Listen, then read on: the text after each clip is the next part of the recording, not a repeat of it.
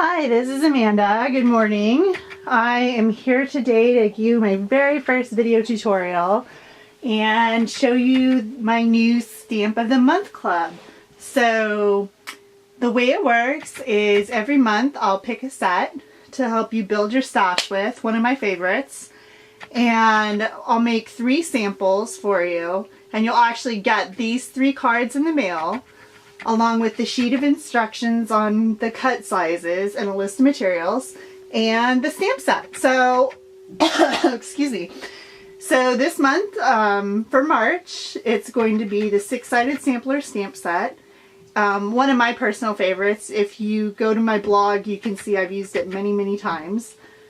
There'll be a link below the video for you to go check that out. So the first card is this Hello Sweet Friend, and I really loved this color combination, and to me it screamed spring in March, so that's why I went with it. And it's the same 3 colors on every card.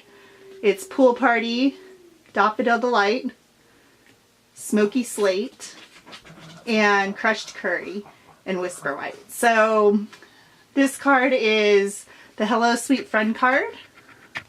The measurements and instructions will be included in the kit of the month. This is the My Friend card, which is really a lot of fun. A little bit of coloring, a little bit of ribbon, a fun edge to the card, so it's a little different, but there'll be measurements for this one on the blog as well, or actually on the instructions. And this one today, the Thanks Much card, is the one that I'm going to have the video tutorial on for this month. So I'm going to teach a technique I called Quilted Embossing. This stamp set, when I first saw it, kind of called out for it. So I wanted to make like a very classic quilting pattern with the 6-sided sampler using the hexagons. So I grabbed 2 of my favorite stamps from the set. I'll put this over here on the side. The first one is the polka dot, and the second one is the fabric. I love both of these, but I wanted to just do 2. You could do a variety of patterns. I picked one for the yellow color and one for the gray color. So what we're going to do first is stamp our gray center, and you can see I've already used this piece several times. And I'm just going to ink my stamp up. And the important thing to know is how your punch lines up to the paper. So this one kind of lines up with this edge on the bottom, so I'm going to line my stamp up that way and stamp. You can see I have a little bit of overage there from pushing too hard, but that's okay. So I'm going to just punch it out real quick. And then for the rest, I'm going to use the fabric pattern. And for this one, I kind of did a little different. I have the Crushed Curry as kind of an accent yellow color. And so I wanted to use that on my Daffodil Delight paper to kind of give it more contrast, since it's a kind of darker yellow to the Daffodil Delight. So I'm going to stamp 6 of these guys here, and you want to leave enough space in between that you're not going to end up with weird edges when you punch. So I'm just going to kind of, turn my paper and keep stamping until I have 6 of these guys. And then the punch is great because you could sit here and cut them out by hand. It would take a long time. But the punch really gives you the edges you need in order for everything to line up straight. And you can see this is my tip with the punches. I almost always punch upside down so I can see where I'm punching. That way I have less cardstock I waste. I'm lining my image up right. It just makes it easier. So I'm just going to finish punching these out.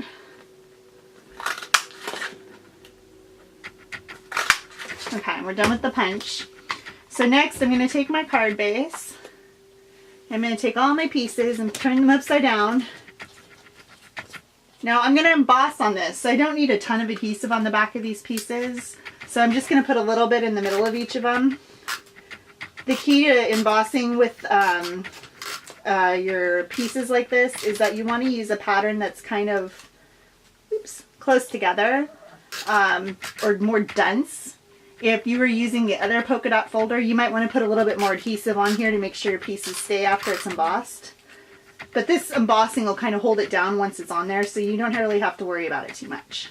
So the way I line this up is I kind of eyeball it. So I'm going to take a piece, I'm going to line it up to the top of my cardstock and kind of put it in the middle.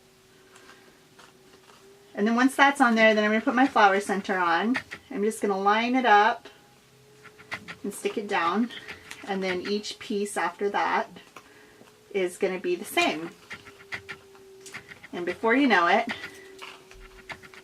you have this fabulous, almost looks like a sunflower. So once you have all these pieces on here, up next is the embossing. This is the Decorative Dots embossing folder from the Celebration catalog. It's only available with an order of $50 or more, but it's free. And it's only available till March 31st. So if you really like it, you might want to get it before it disappears. And what I did, if you look at this finished card, this is all unembossed here. And the way that I did that was I put this in, and you kind of want to pay attention to which side is going to cause your indentations to go up and which side is going to cause it to go down.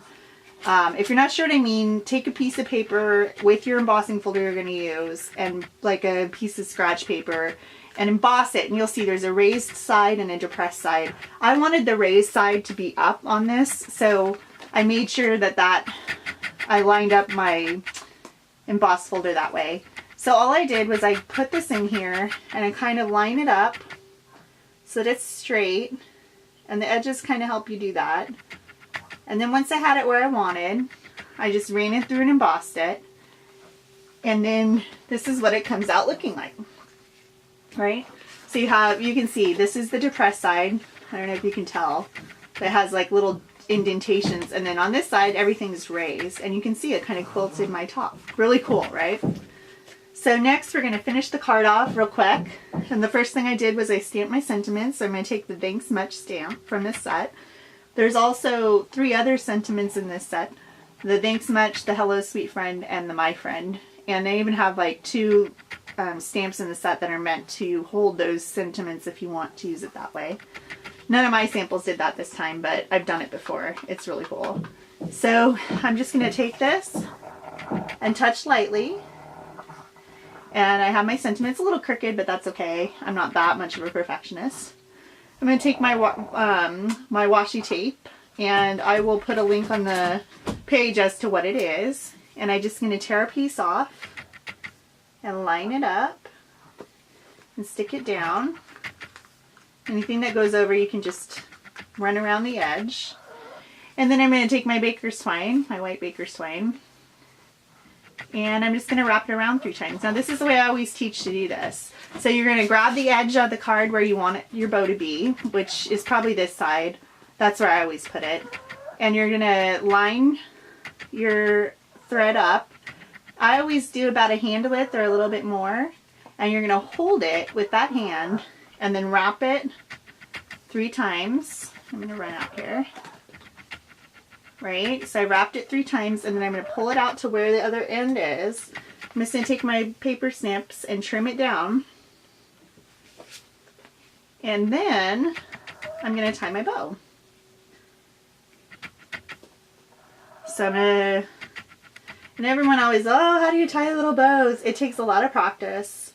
But the nice thing about this type of thread is it just cheats really easy. So I tie my one little knot, my little bow. It takes a little bit of patience sometimes. But then you just kind of pull it and cheat it until it's where you want it. Right? And it's kind of looks good like that to me. So I'm just going to trim my ends. And I can always come back and trim a little more later when it's done if I don't like the length. Like, that one's a little long to me. So I'm going to trim it. And then you're just going to flip it over. And I have my card base here. I'm going to fold it in half. I scored it. And the card base, the measurements will all be in the tutorial that comes with the kit. And you're just going to, and I always go over my thread just to kind of help hold it down a little bit. And because we got all this texture here, I'm going to run a little extra on each side just to make sure. Right? My bow's kind of flipped over a little bit there, but it's still good. And then you just glue it down. And that is how you make a really cute quilted embossed card. Super easy, super fun, and your recipient of this card will love it. I hope you enjoyed this month's Stamp of the Month kit. There'll be a link on the video to the webpage where you can sign up to join. And I hope to check you next month. Thanks for watching. Bye-bye.